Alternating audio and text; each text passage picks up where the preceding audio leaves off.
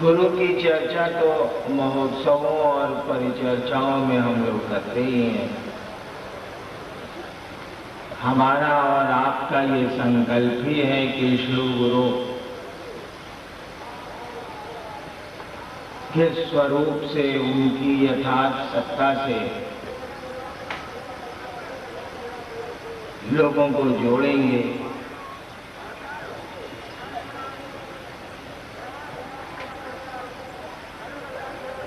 आवाम एक एक आदमी शिव का शिष्य हो जाए, यह हमारा और आपका प्रयास रहेगा, होगा।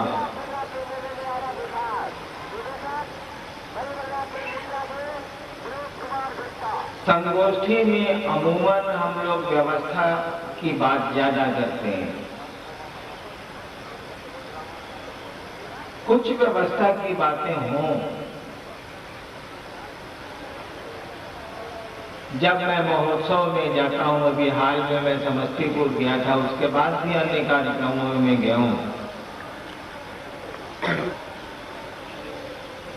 आप देखते होंगे कि जितने सुनने वालों की संख्या होती है उससे थोड़ी ही कम दुकानें होती हैं।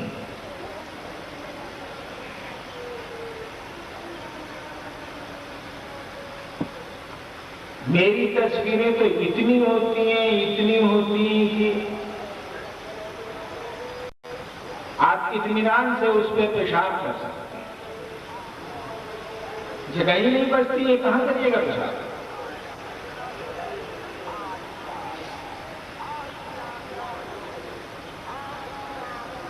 मेरा इस पे कोई विरोध नहीं है, मैं इसका विरोध नहीं करता,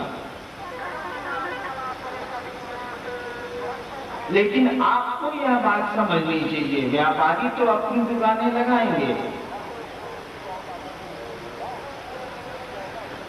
लेकिन आम गुरु भाई को ये आपको समझाना चाहिए, आपको ये समझना चाहिए कि उस शिव की तो घर घर में तस्वीर लगी है, उस महाकालिका और दुर्गा की तो घर घर में तस्वीर लगी है।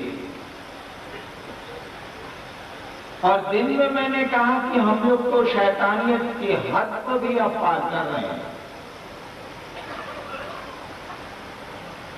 क्या आपको मिल जाएगा हरिंद्रानंद की तस्वीर अपने घर में लगा लेने से?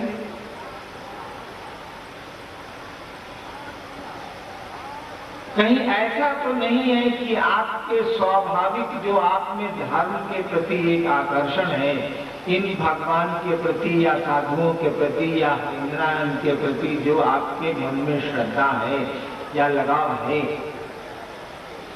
इस श्रद्धा का दूसरे दुरुपयोग कर रहे हैं और आपकी जेब काटी जा रही है?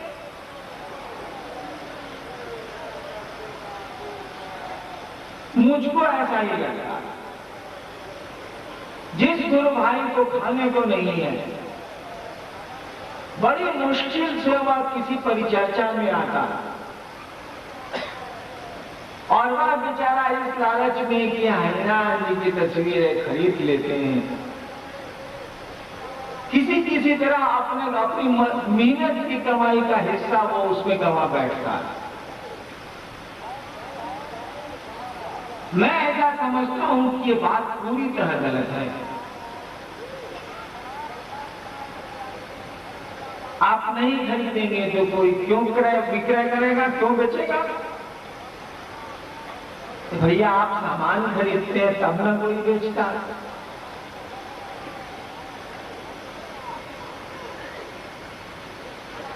इन बिंदुओं पर आपको सतर्क होना चाहिए, अपने गुरु भाइयों को भी सतर्क करना चाहिए।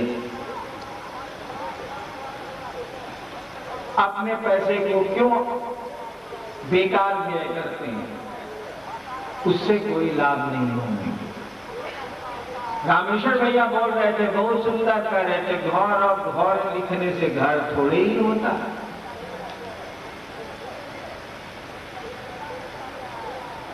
घर बनेगा तब न घर हो। आप हरिनारायण की तस्वीर खोजते हैं, देवताओं की तस्वीर खोजते हैं। देवताओं की तस्वीर पर मैं नहीं कुछ बोलना चाहता, लेकिन अपनी तस्वीर पे तो बोलने का मुझको अधिकार है।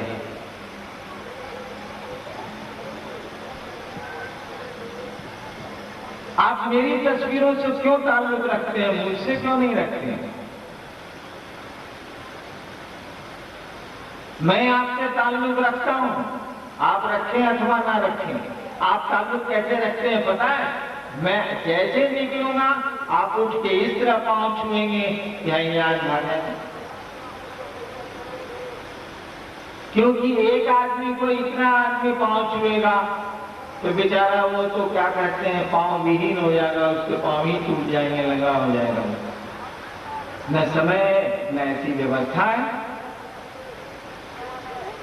आज दिन में भी लोगों ने आपसे आग्रह किया, मैं सुन रहा था डॉक्टर रामेश्वर भैया बोल रहे हैं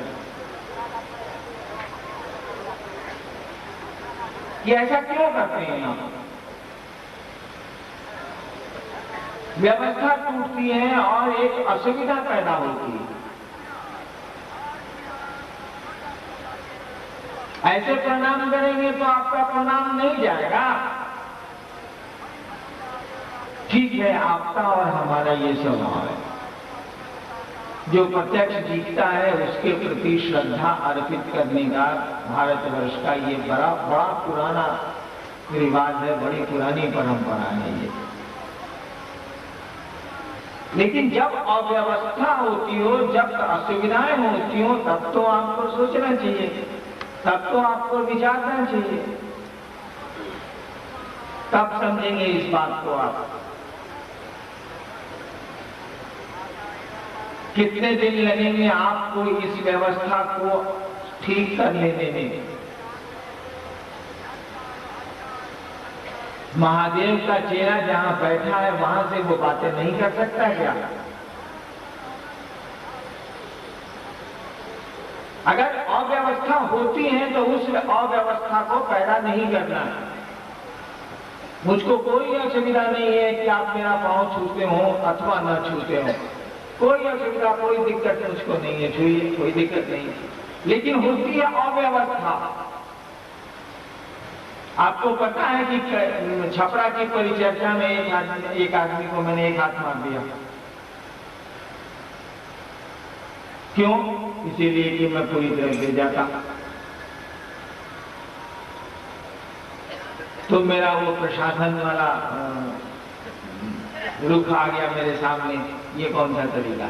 मैं ऐसे उतर रहा था, मैं ऐसे उतर रहा, ठीक है, और एक ऐसी सीधी थी एकदम, और मैं ऐसे उतरने में आदमी ऐसे हो जाएगा, और एक आदमी ने मेरा पांव पकड़ लिया। अब वो छोड़ी।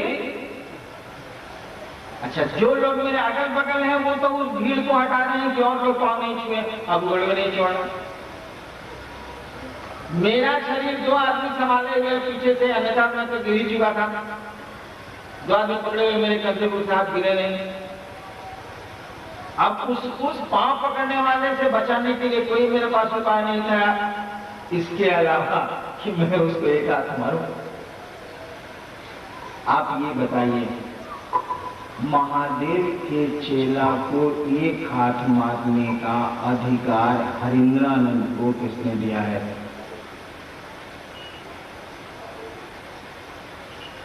किस हैसियत से हरिंद्रानंद किसी शिव के शिष्य को एक हाथ मार देंगे? किस अधिकार से वो मारेंगे? मुझको महादेव से माफी मांगनी पड़ी।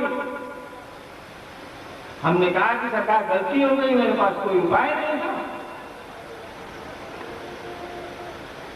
और एवज में वैसा कुछ करना पड़ा जो मैं सामान्यतः लोगों के लिए नहीं करता। मैं तो उसको पहचानता भी नहीं, लेकिन उसको जो भी दिक्कत थी, मुझको एक्सेप्शनली, जिसको अंग्रेजी में कहते हैं, नियमों से बाहर जाकर के महादेव से कहना पड़ा कि उसको दे दिया जाए। आप बताइए तो। मैं अपनी सीमाओं का उल्लंघन करने में इसके लिए विवश हो गया। आपको इस पर विचार करना चाहिए। आपको इस पर सोचना चाहिए। मैंने बेवकूफी के हद मानी की सब ठीक बा, लेकिन फुटवा यही जगह तो बात ठीक नहीं है। अमीन साहब नाप दिन की आपका जमीन है भाई साहब, ये आपकी जमीन है भाई साहब, अब हुआ कि फुटागड़ी हो जाए। जब फुटागड़ी की बात है तो ना फुटवा तो यही जागड़ी मैंने सब हो गया, नापी जोखी हो गया, अब फुटवा करेंगे फिर जा था वहीं मिलेगा। कोई जवाब नहीं हुआ, ये कोई बात नहीं। इसको आपको विचार करना चाहिए, इस व्यवस्था में आपको मदद करनी चाहिए। मैं कहाँ मना करता हूँ कि जब तनाव में रहता हूँ, अकेले रहता हूँ तो आप पाँव छुएं न छुएं, जो मन करे करिए, मैं तो कुछ बोलता नहीं। लेकिन व्यवस्था गड़बड़ होती है तो व्यवस्था आपकी है, हम ये हैं, आपकी व्यवस्था गड़बड़ हो जाए ये आप कतई पसंद नहीं करेंगे, बिल्कुल अच्छा आपको नहीं लगेगा। अब आप प्रश्न पढ़िए।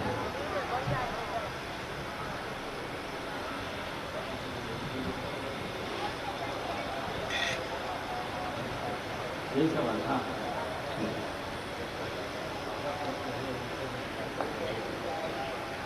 रंजीत जी का इनका प्रश्न है, लोग कहते हैं मैं महादेव का पूजन करता हूँ, लोग कहते हैं मैं महादेव का पूजन करता हूँ, वो देवों के देव, आप इन्हें गुरु क्यों मानते हैं? इस पर तो बातें हो चुकी,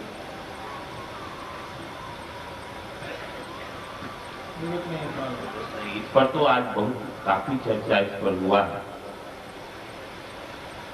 और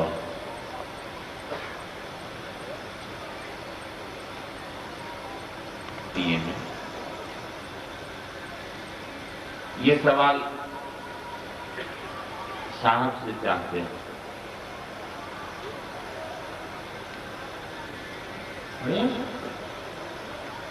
कृपया बतावे कि इस कलयुग में शिव गुरु आपको ही क्यों पकड़े?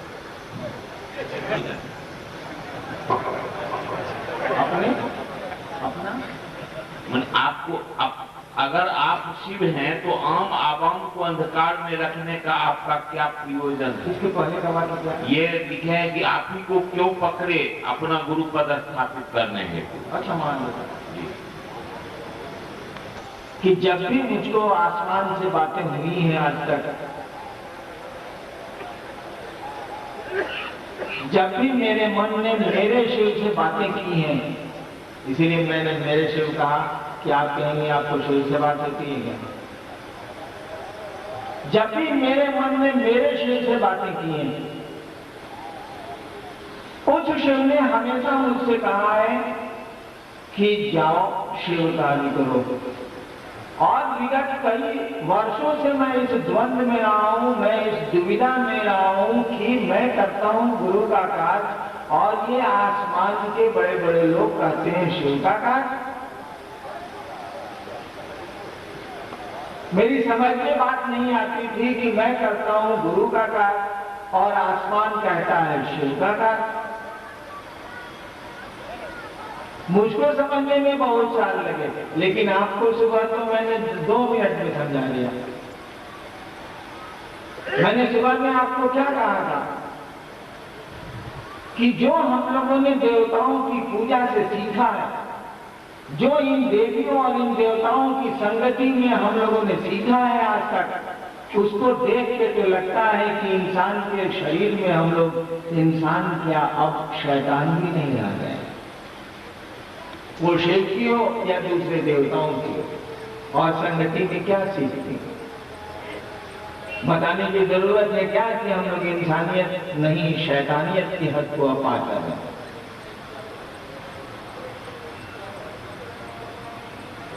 नतीजा क्या निकलने वाला है समझ में नहीं आया?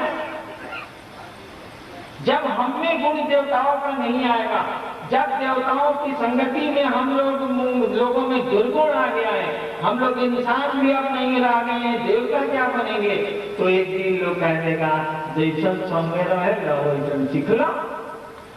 आज अगर शिव लोगों के गुरु नहीं हो, आज सही गुरु अगर आवाम का गुरु नहीं होगा, तो देवताओं की प्रतिष्ठा भी आने वाले कालखंड में न बचने वाली है। नहीं बचेगी, शिव की प्रतिष्ठा नहीं बचेगी। और शिव तो ईश्वर का नाम है, वो तो सृष्टि का खुद ही है, वो तो इसी की स्थिति और लय के धारक खुद है, स्वयं है वो। इसीलिए चिंता भी उन्हीं को होगी। और यह इच्छा उनकी कि वे लोगों के गुरु बने, आपके हमारे बीच चली आई। ये सवाल उठेंगे कि हरिनारायण को ही क्यों इस काम के लिए चुना गया। इसका उत्तर आवाम के पास नहीं है, न हरिनारायण के पास है। इसका उत्तर तो वह महादेव ही दे सकता है। इस चुनाव में बड़ी कठिनाई है, आसान नहीं है ये सिलेक्शन, ये चुनना आसान नहीं है। जिसको चुना गया वो मान लीजिए गड़बड़ हो जाए और आप शिव को गुरु मान के सही हो जाइए, सही स्थिति पैदा होगी क्या? जिसने शुरू किया कि शिव को गुरु माने आप, मान लीजिए वह किसी स्वार्थवश या किसी कारणवश शिव को बेचने लग जाए, अपने गुरु को बेचने लग जाए, और आप शिव को गुरु मान के सही दिशा में चल रहे हो, क्या होगा इसका परिणाम? दुनिया न इधर की रहेगी न उधर की रहेगी। आप कहिएगा कुछ, हरिनारायण बोलेंगे कुछ, क्योंकि मैं ही गड़बड़ हो गया। लोग कहेंगे जिसने शुरू किया वो क्या कहता है, और मैं गड़बड़ बोल रहा हूं, परिणाम नहीं आएंगे। आप ठीक बोल रहे हैं, लेकिन आपकी बात जनमानस काटेगा, कहेगा कि हरिनारायण जी आप बोल रहे हैं, उन्होंने शुरू किया, वही बात सही है। और सचमुच में वह बात अगर गलत होगी तो परिणाम गलत हो जाएंगे, रिजल्ट नहीं आएगा ठीक। आप ठीक बोल रहे हैं, तब भी जनमानस आपकी बात नहीं पकड़ेगा, वो गलत बोल रहा है, पहला आदमी है, अंग्रेजी में कहा जाता है हॉर्सेस माउथ, वहीं से बात शुरू हुई है, लोग वहां जाएंगे। हर एक खोटी आदमी जिसको आप शिव से बनाते हैं, हर एक आदमी जो शिव को गुरु मान के शिव गुरु की दिशा में चलना चाहता है, वह पता लगाएगा किसने इस काम को शुरू किया। और कहा गया है हमको आपको करने को।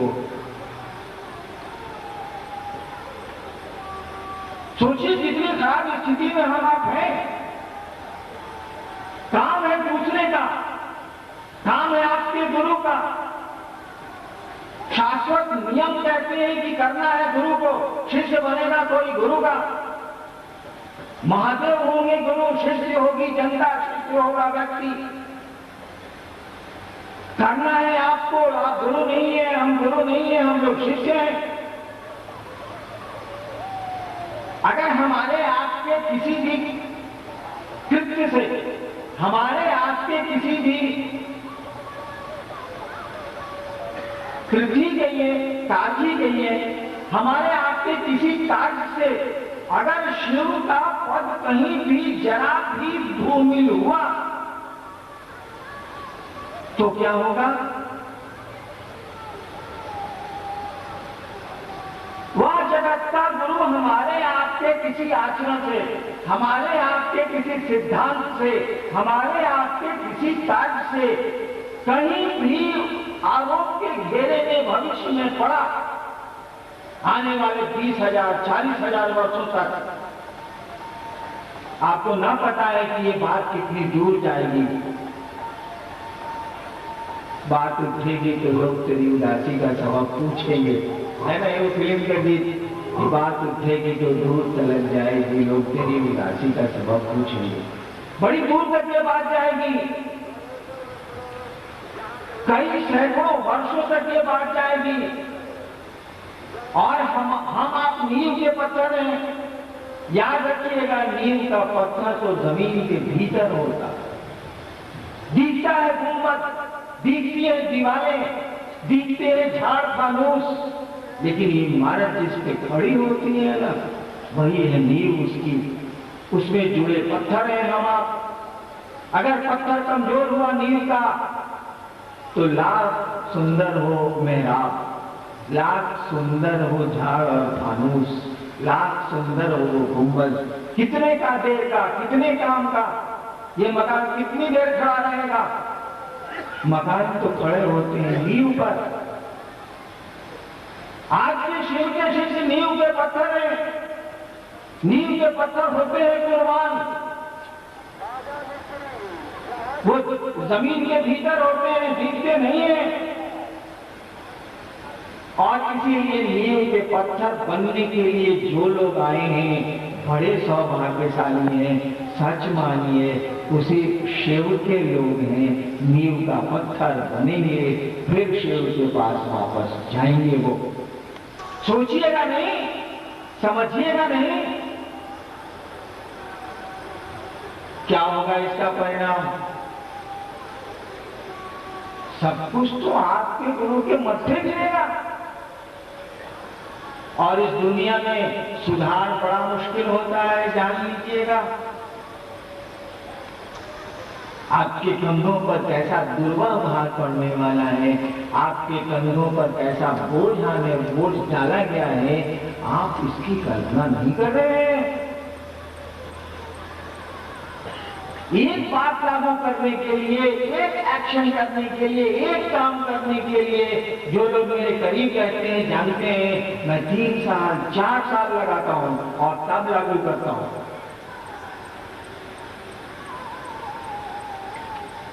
आसमान के किस साधु से मैं नहीं बात करता कि देखिए ऐसा है, ऐसा है, ऐसा है, हम ऐसा कर रहे हैं, कहीं गड़बड़ तो नहीं होगा, ऐसा है, हम ऐसा कर रहे हैं, कहीं गड़बड़ तो नहीं होगा।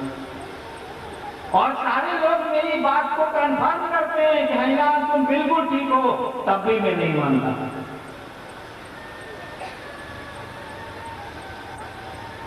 तब मैं अपने महादेव से बात करता हूं। इसलिए मैं बार बार अपना महादेव कह रहा हूं कि आप ऐसा नहीं समझ लेंगे कि आपके महादेव से मेरी बातचीत होती है। मेरी बातचीत मेरे महादेव से। बहुत लोग सवाल करता है आपको महादेव से भेंट है क्या? मैं कहता हूं नहीं है, क्योंकि आपका महादेव कौन है मैं नहीं जानता, लेकिन मेरे महादेव से मेरी बातचीत है।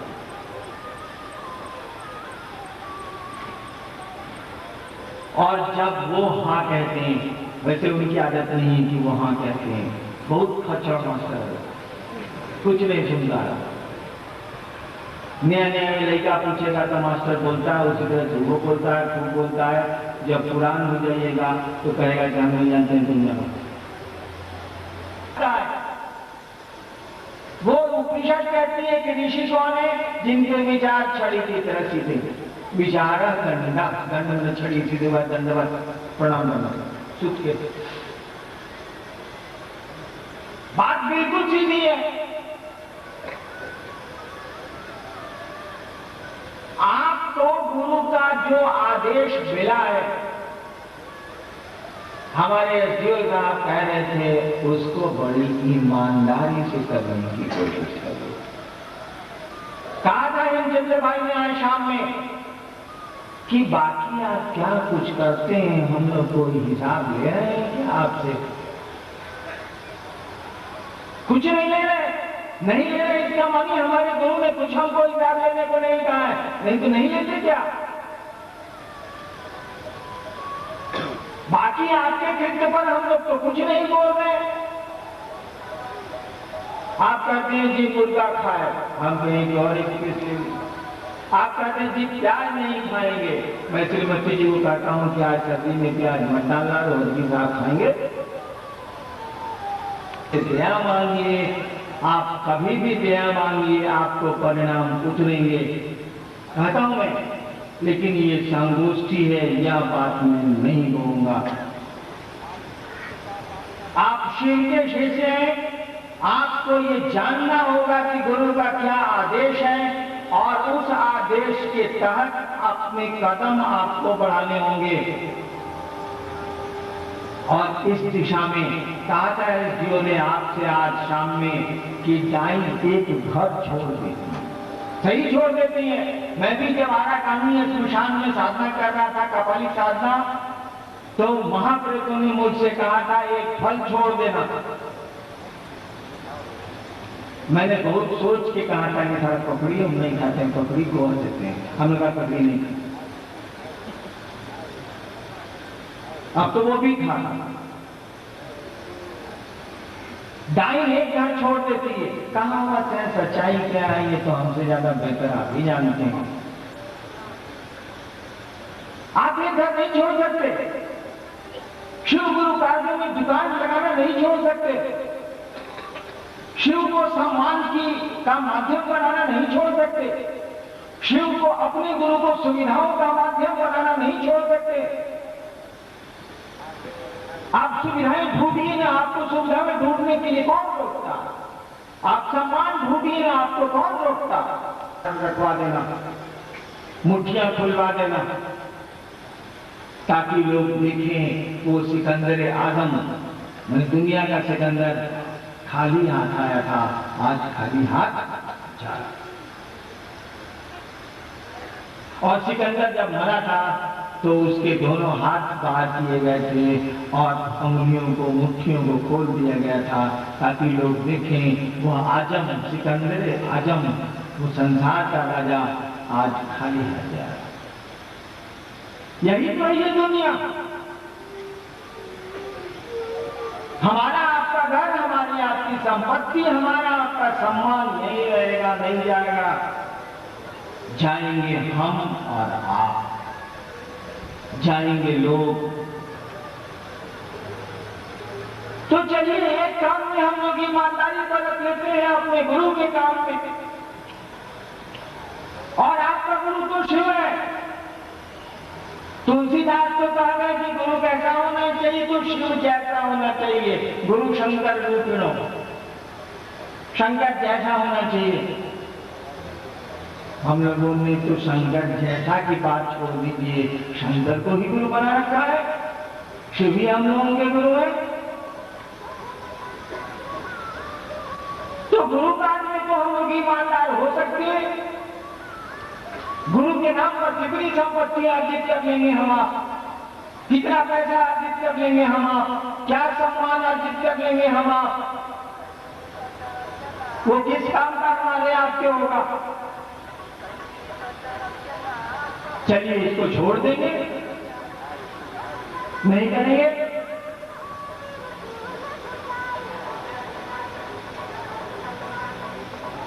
तो अपने शिष्यों को शिव से नहीं जोड़ते।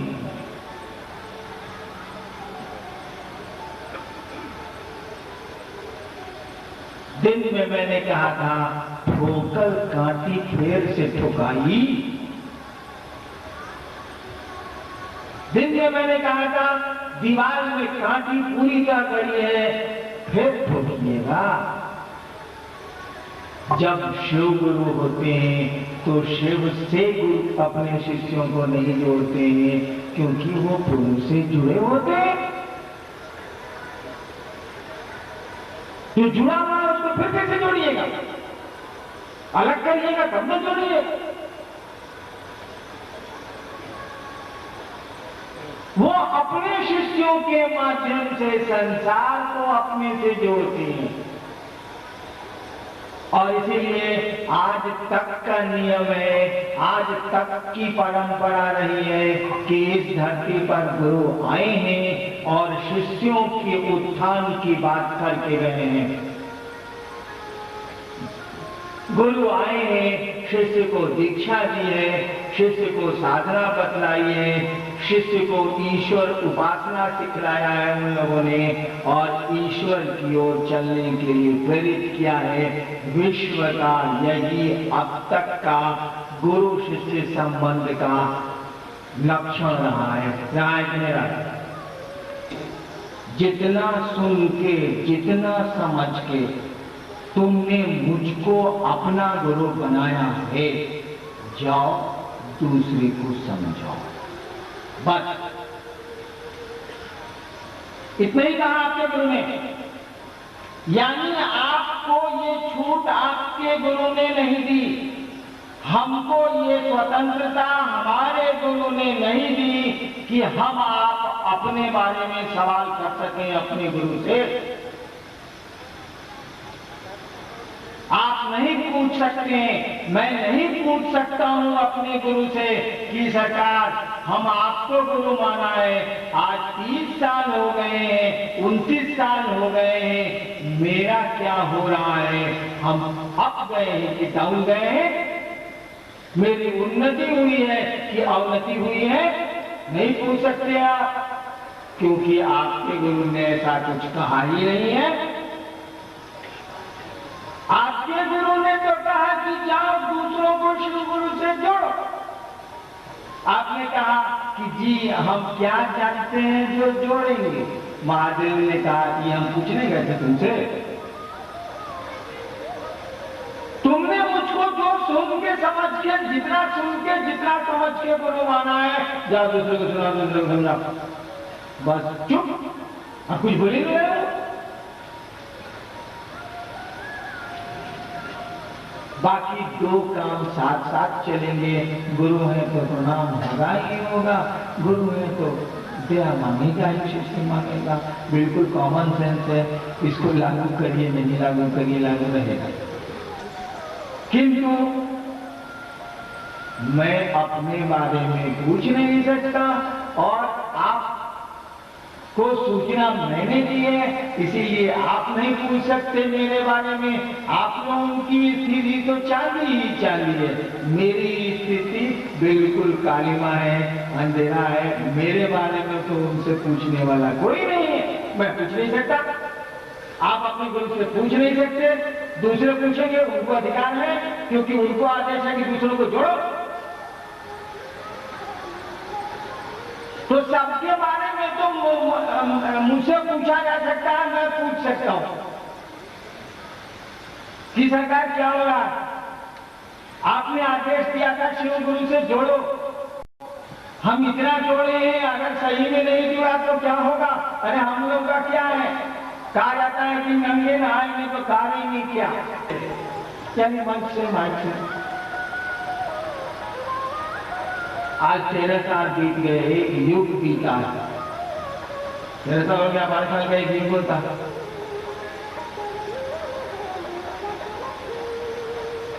अगर वो शिव, अगर वो गुरु जिसको मैंने आपको गुरु के रूप में जुड़ने के लिए आपको कहा, जिससे जुड़ने के लिए, अगर इस जुड़ाव में थोड़ा भी कफाकड़ा रह गया, कहते जुड़ाव बड़ी खतरनाक चीज है। याद करिए वो फिल्म का गीत, फूल भी हो दरमिया तो फासले हुए, याद है? फूल भी हो दरमिया तो फासले हुए। देखिए प्यार की क्या दूरी है। कहता है कि अगर दो सत्ताओं के बीच में फूल भी आ गए तो दुनिया हो गई। फूल भी हो दरमिया तो फासले हुए। अगर जुड़ाव थोड़ा भी कम रह गया तो वो गुरुओं का सरताज, वो जगत गुरु की उपाधि से विभूषित शिव। मंशा तो बड़ी अच्छी थी, लेकिन परिणाम ये हुए कि राजा की पांव कट गई, टांग उसके, पांव उसके कट गए, टांग कट गई।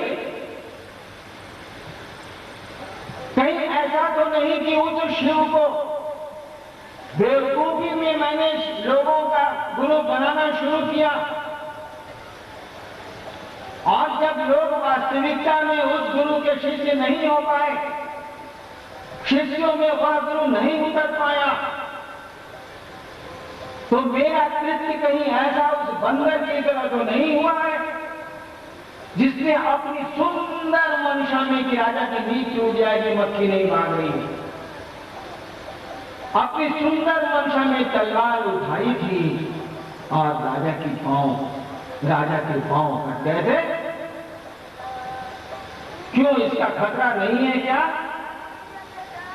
इसका खतरा नहीं है क्या कि हजारों लाखों लोग जो आज शिव को अपना गुरु बनाए नारे लगा रहे हैं, हजारों लोग जो गांव-गांव में घूम के शिव गुरु की परिचर्चा कर रहे हैं, शिव गुरु से लोगों को जोड़ रहे हैं, अगर ये जुड़ाव थोड़ा भी कम रह गया तो सारा का सारा आरोप उस गुरुओं के सरताज पर लगेगा।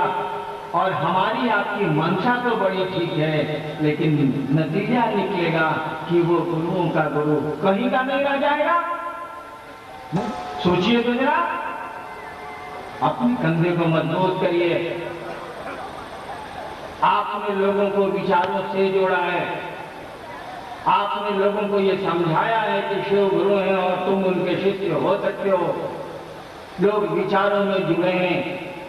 आज नवरात्रि है, सप्तमी का दिन है और यहाँ इतने लोग बैठे हैं। भारतवर्ष की परंपरा में नवरात्रि के दिन आप शिव गुरु की चर्चा करेंगे और लोग जुट जाएंगे। यह सौभाग्य पहली बार इस धरती को मिला है। आसान बात नहीं है ये। मैंने कहा था कि मैं हरामी हूँ, सही कहा था। मैंने जानबूझ के दशहरा में इस प्रोग्राम को रखा था और जानबूझ के कहा था कि लोगों से कहिएगा 100 रुपया देंगे। बेगूसराय वालों ने हमको कहा कि सर ये तो पाप लग गई, कहीं नहीं हुआ है, हम लोग बेगूसराय में ऐसा कैसे करेंगे। हम कहा नहीं, आप करेंगे। अंत में मैंने कह दिया छोड़ दीजिए, को देगा नहीं देगा, क्या मतलब हो। तो एगो नियम लागू किया था कि 100 रुपये देना है, 14 में जाना है। कल अर्जुन जी ने कहा कि सर पैसा मांगेंगे क्या, हम जमाने में दूर था, चले पैसा क्या मांगे। अरे लागू किया गया था एक बात को टेस्ट करने के लिए, दे देगा तो आपको पैसा कम है तो रख लीजिएगा, नहीं देगा तो छोड़िए, पैसे ही चलता। देखिए तक तो हम लोग पहुंचे और नहीं रोकते तो यहां भी 2 लाख की भीड़ होती। बिहारीगंज, कटिहार और बड़ा बरवाली वाली भीड़ होती। यानी कुछ तो आपने कर लिया ना, कुछ तो हमारे आपके प्रयास ने रंग लाया है। तो आपने विचारों से जोड़ा है लोगों को, आपने लोगों को विचार से ऊपर पहुंचाया है। भाव में लगे हैं आप, भाव में नहीं होंगे तो वो नवरात्रि में नहीं आएंगे शिव चर्चा सुनने। भाव में जोड़ा है, एक कदम तो आगे बचा है, एक ही कदम तो बचा है। अब विचार के बाद भाव की सीढ़ी होती है, भाव के बाद प्रेम की सीढ़ी होती है।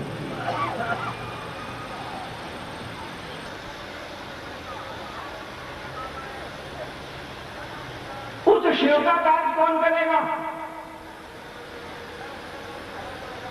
एक बात जान लीजिए, आप जैसा सौभाग्य लेके अब तक लोग इस धरती पर नहीं आए हैं।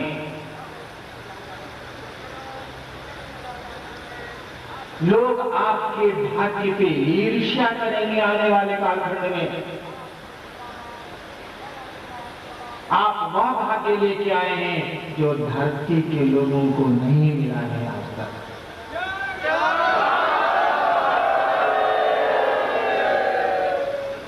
आप वह भाग्य लेके आए हैं कि आप शिव का कार्य कर रहे हैं, शिव का कार्य करने के लिए संकल्पित हैं। आप घूम घूम के लोगों को शिव गुरु का संदेश दे रहे हैं, शिव गुरु से उनको जोड़ रहे हैं।